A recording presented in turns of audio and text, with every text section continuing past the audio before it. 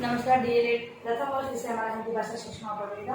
इसके अंतर्गत आज हमारा दौरान करेगा टॉपिक है पद, पदबंध और पदक्रम। इसके बारे में चर्चा करेंगे। वाक्य के अंतर्गत इनका बहुत ही महत्व है, इनके द्वारा ही हम लोग वाक्य का निर्माण करते हैं। आइए हम लोग चर्चा करते हैं पद, पदबंध और पदक्रम की। तो सबसे पहले हम लोग पद के बारे में जानेंगे। क्या होता है पद? ठीक है, जो भाषा की न्यूनतम मतलब छोटी इकाई, न्यूनतम इकाई वाक्य है।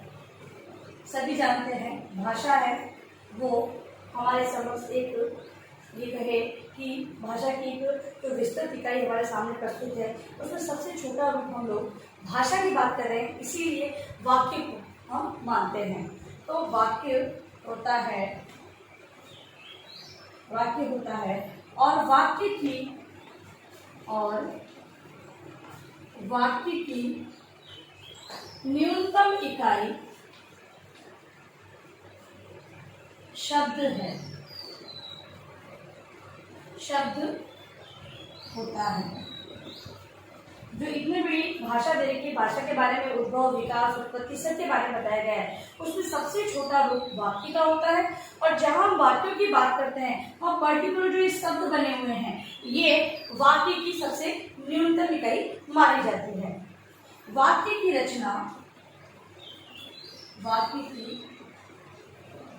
रचना मूलतः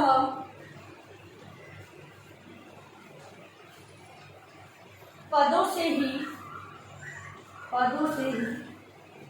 की जाती है यदि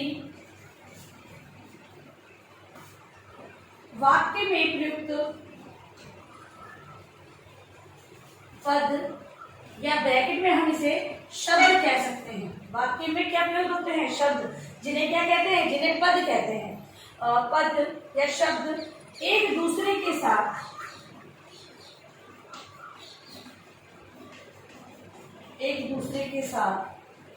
संबंध स्थापित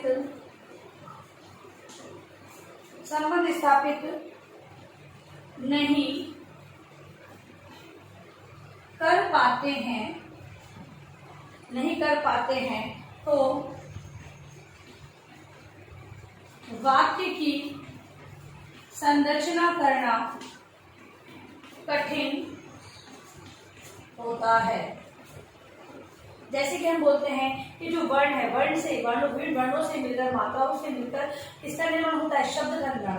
और शब्द के समूह से वाक्य का निर्माण होता है। और अगर हम सही शब्दों का प्रयोग नहीं करेंगे तो वाक्यों के अंतर्गत विभिन्न प्रकार की अशुद्धियां आती है। हम लोग बोलते हैं कि प्रस्तुत वाक्य को शुद्ध कीजिए। अब शुद्ध करने की आवश्यकता क्यों पड़ती है? क्योंकि वहां पर सही शब्दों या पदों का प्रयोग नहीं होता है। तो ये बात कही गई है कि अगर सही पदों का प्रयोग नहीं किया जाएगा तो जो वाक्य है उसकी संरचना करना बहुत ही कठिन हो जाएगा। अब हम बात करेंगे पद क्रम की।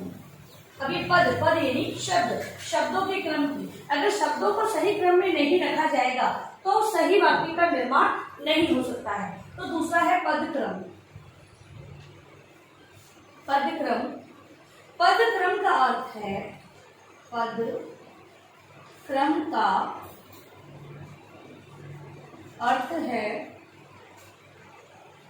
वाक्य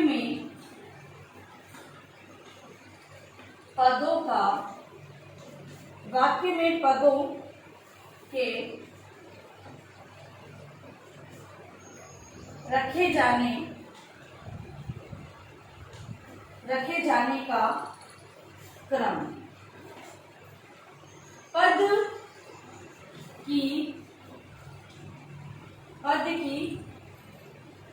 पद को शब्द कहने के कारण कुछ व्यक्ति पद क्रम को शब्द क्रम भी कहते हैं। कहने का मतलब ये है कि अगर कोई पद क्रम की अगर बात कर रहा है, अगर वो शब्द के क्रम की पद यानी शब्द होता है पद का अर्थ क्या है? पद का अर्थ क्या है? शब्द है।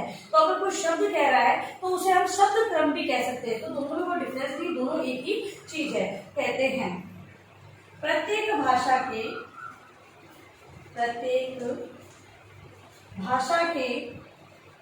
वाक्यों में पढ़ो पदों या शब्दों को अपने क्रम होते हैं, शब्दों के अपने क्रम होते हैं। हिंदी में पद क्रम या जिसे शब्द क्रम कहते हैं वो क्या होता है? तो कर्ता, धन, कर्म, धन, क्रिया, ये क्या है? ये पद का क्रम है। हमारे हिंदी के अंदर सर्वप्रथम कर्ता, उससे जुड़ता है कर्म और उसके बाद होती क्रिया। जैसे कि रमेश ने पुस्तक पढ़ी, क्रिया क्या है? पढ़ना क्रिया है, ठीक है। और पुस्तक को पढ़ा गया है, तो कर्ता कौन है? पढ़ने वाला कौन है? रमेश है। और कर्म क्या किया गया है? पुस्तक को पढ़ने का कर्म किया गया है, ठीक है। तो इस प्रकार से जो ये है पद क्रम, इस प्रकार से सभी का, अंग्रेजी का अलग होता है, संस्कृत का थोड़ा मिलता जुलता हिंदी का रूप है। तो इस प्रकार से जो पद के क्रम इस प्रकार व्यवस्थित होते हैं। अब है पद बंधों की हम लोग बात करेंगे। पद बंध,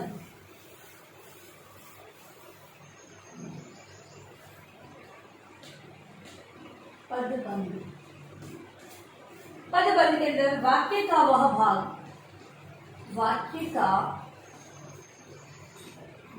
भाग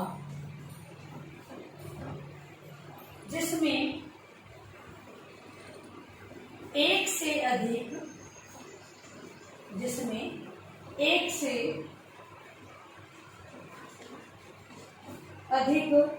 पद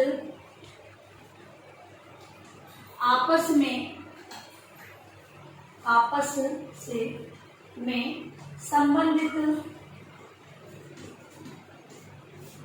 संबंधित होकर अर्थ देते हैं, किंतु पूरा अर्थ नहीं देते हैं, पद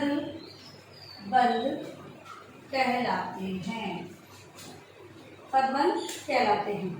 अब पद बंध में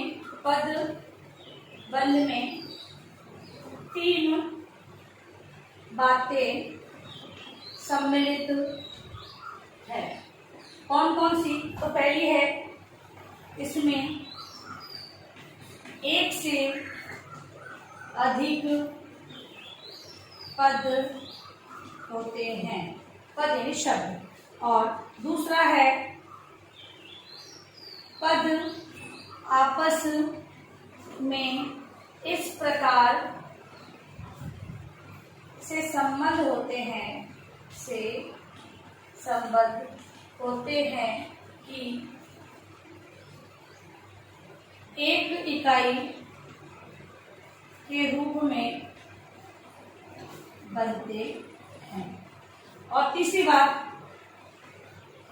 यह किसी वाक्य का अंश होता है, ये किसी वाक्य का अंश होता है, ठीक है। तो हमने देखा आज जो पद है, जो शब्द होते हैं, पद क्रम यानी कि वाक्यों का क्रम, और पद बंध यानी कि एक से अधिक जो वाक्य होते हैं, ठीक है, जो शब्द होते हैं उनका सम्मिलन। लेकिन ये पूरा अर्थ नहीं देते हैं, और ये कह रहे कि तीन बातों को विशेष ध्यान में रखकर इन पद बंधों का निर्माण करवाया जाता है। पहला, इसमें एक से अधिक पद यानी शब्द होंगे।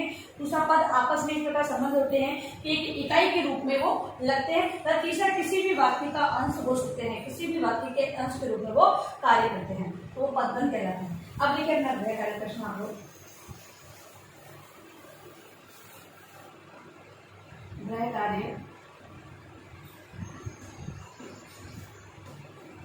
पद पदक्रम एवं पदबंध को